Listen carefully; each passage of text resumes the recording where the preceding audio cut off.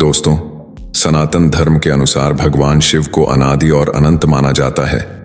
जिस प्रकार यह ब्रह्मांड अनंत है, उसी प्रकार भगवान शिव भी अनादि और अनंत हैं। कैलाश पर्वत को शिव का धाम कहा जाता है और यही कारण है कि यह स्थान दुनिया भर के श्रद्धालुओं के लिए बेहद पवित्र है। पुराणों के अनुसार यही वह स्थान है जहां देवी सती का दायां हाथ गिरा था और इसलिए इसे 51 शक्ति पीठों में से एक माना जाता है। लेकिन दोस्तों, इस स्थान से जुड़ी कुछ बातें ऐसी हैं जिन्हें वैज्ञानिक भी अब तक नहीं समझ पाए हैं। अब एक दिलचस्प सवाल, जब लोग माउंट एवरेस्ट 8,848 मीटर पर चढ़ सकते हैं, तो फिर कैलाश पर्वत 6,648 मीटर पर क्यों नहीं? दोस्तों, आपको जानकर हैरानी होगी कि आज तक कोई भी इस पर्वत की चोटी तक नहीं पहुंच पाया। कई पर्वतारोहियों ने इस पर चढ़ने की कोशिश की, लेकिन हर बार कोई न कोई अजीब घटना घट जाती थी। 1962 में जब चीन ने भारत पर हमला किया, तब उसने कैलाश पर्वत पर कब्जा कर लिया। 2001 में चीन और स्पेन ने साथ मिलकर इस पर्वत पर चढ़ने की कोशिश की, लेकिन असफल रहे। रूस के एक पर्वतारोही ने बताया कि जब वह कैलाश पर्वत के पास पहुंचा तो उसका दिल बहुत तेजी से धड़कने लगा और उसे वहां से लौट जाने का मन करने लगा। जैसे ही वह वापस आया, उसका मन हल्का हो गया। अब बात करते हैं उन घटनाओं की जो इस पर्वत को और भी रहस्यमयी बनाती हैं। तेजी से बढ़ते नाखून और बाल।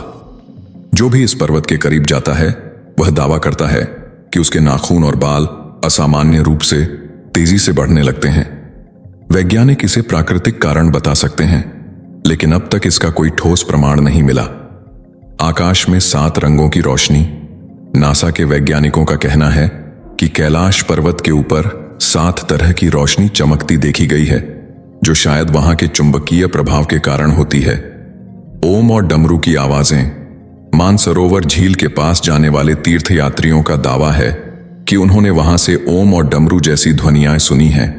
वैज्ञानिक इसे बर्फ के पिघलने की आवाज बताते हैं, लेकिन यह अब भी एक रहस्य बना हुआ है।